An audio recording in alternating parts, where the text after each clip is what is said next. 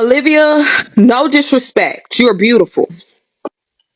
But I feel like you follow this relationship. I don't feel like you're a leader in this at all.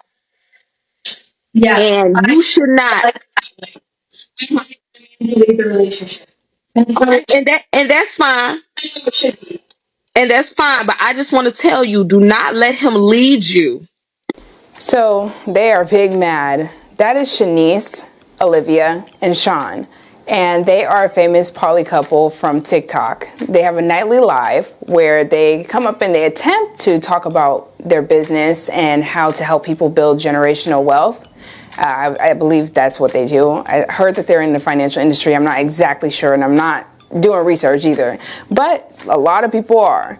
People are trying to find his previous business partners. People are trying to figure out if they're fraudulent or not. And it's kind of crazy that when black people present business to the world, black people, their so-called brothers and sisters, are always the first ones to try to say that they're doing something fraudulent. And I think that that is ridiculous. But anywho, so Sean and Shanice have been together for, I believe, 2 years.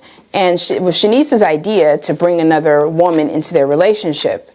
And the reason people are so confused is, one, it was her idea, but two, the two ladies, Shanice and Olivia, don't actually have a relationship romantically with each other. They're more like sister wives, and that's it. And that's usually how poly couples or old school poly couples operate. When people hear them say that they have a joint mission, they have a purpose, they're aligned, it goes right over their head. They don't get it. They don't understand or comprehend what that is exactly. And I get it. I know.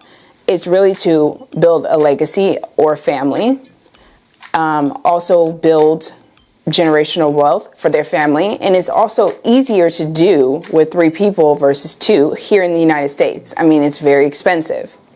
Also, people are very confused about the age dynamic. Sean is 10 years older than Olivia, and they think that she's being groomed, that she's too naive to, be in that type of relationship. But she seems like a very mature young lady. She seems like she is aligned with their mindset and purpose. And if they're all happy, then I'm for it. But when the older women see younger women dating guys that they could potentially be dating or that are at the same age as them, they get upset. They get jealous because they don't want them. And the first thing they want to throw out is, oh, he's grooming her. He's grooming her. Who else is going to groom her? The streets?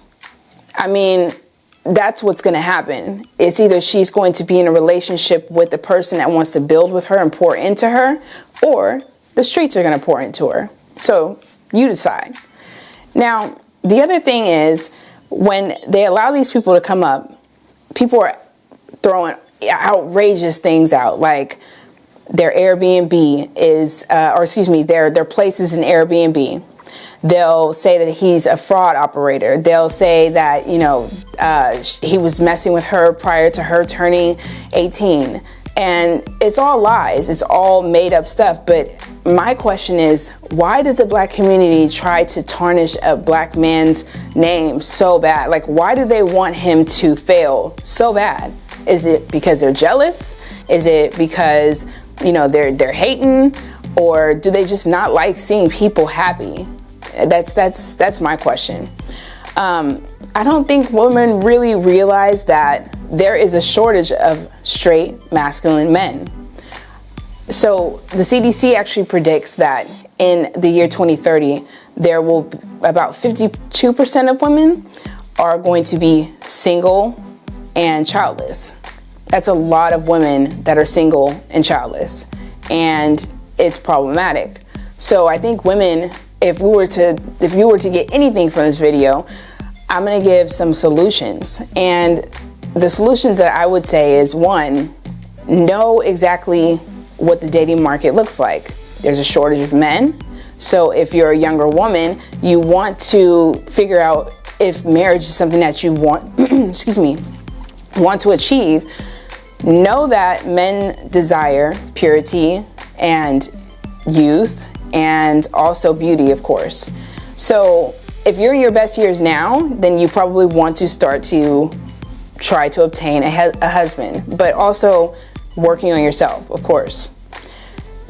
Next, stop listening to single, disgruntled, scorned women when it comes to dating or marriage advice. If they are not married, or if they're divorced, especially divorced women, if they're divorced, ask them tell them to tell you what they could have done differently, or what mistakes that they made that they can teach you to learn from. Otherwise, if they're just out here talking about men ain't shit and blah, blah, don't listen to them, because it's worthless. It's scorned advice. And lastly, I would say, stop hating on people if they're happy. Like, if a man has the ability to get 2 women, more power to him. There's no need for people to make up stories about him, constantly disrespect them when they're going on their lives. It's crazy to me. I mean, these people are living their lives. Maybe you should live yours. But if you guys like this video, check these out and let me know what you think in the comments.